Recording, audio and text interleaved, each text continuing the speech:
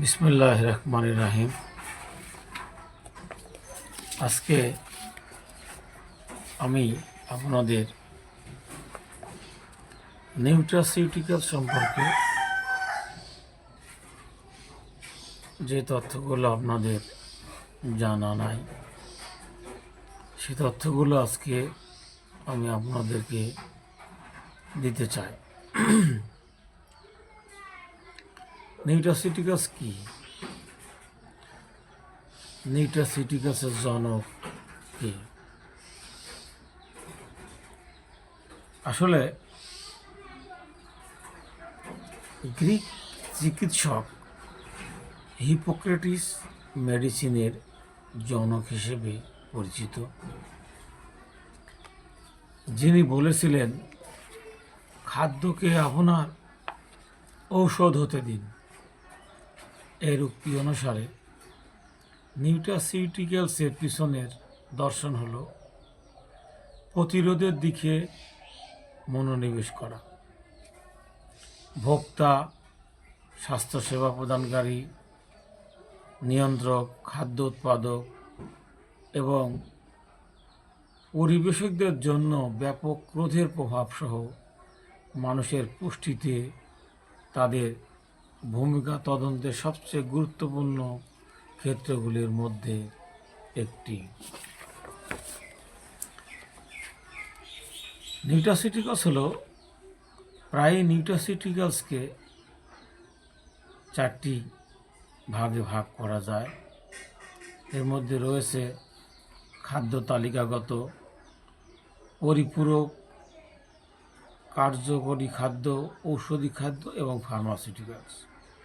একটি খাদ্য তালিকাগত সম্পূরক এবং এমন একটি পণ্যকে প্রতিনিধিত্ব করে যা খাদ্যপণ্য থেকে প্রাপ্ত পুষ্টি, ধারণ এবং প্রায় তরল ক্যাপসুল, পাউডার বা বড়ি আকারে ঘনীভূত হয়।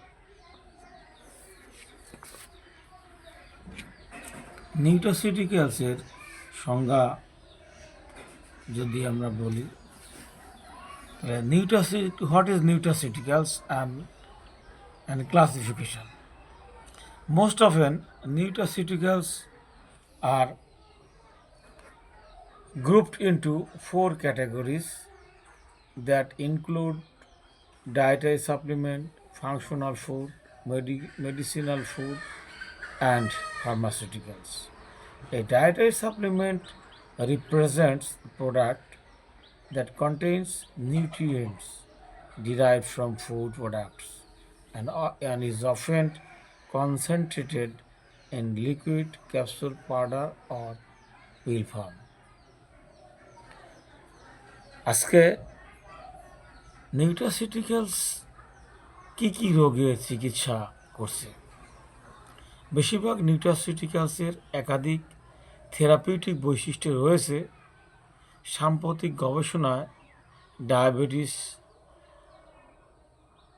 অ্যাথারোস্ক্লেরোসিস, কার্ডিওভাস্কুলার ডিজিজ ও ক্যান্সার এবং স্নায়বিক ব্যাধি সহ নানা ধরনের রোগের চিকিৎসা করছে নিউট্রাসিউটিক্যালস। নিউট্রাসিউটিক্যালস সর্বোচ্চ নিরাপদ এবং স্বাস্থ্যের জন্য উপকারী, সম্পূর্ণ ন্যাচারাল প্রোডাক্ট থেকে তৈরি নিউট্রাসিউটিক্যালস। নিউট্রাসিউটিক্যালস শরীরের জন্য খুবই উপকারী এবং নিরাপদ, কোনো প্রকারের ক্ষতি নাই। তো আজকে এই পর্যন্ত। পরবর্তীতে নিউট্রাসিউটিক্যালস সম্পর্কে আরও তথ্য নিয়ে আসব। আজকে এখানেই শেষ করছি। আল্লাহ হাফেজ।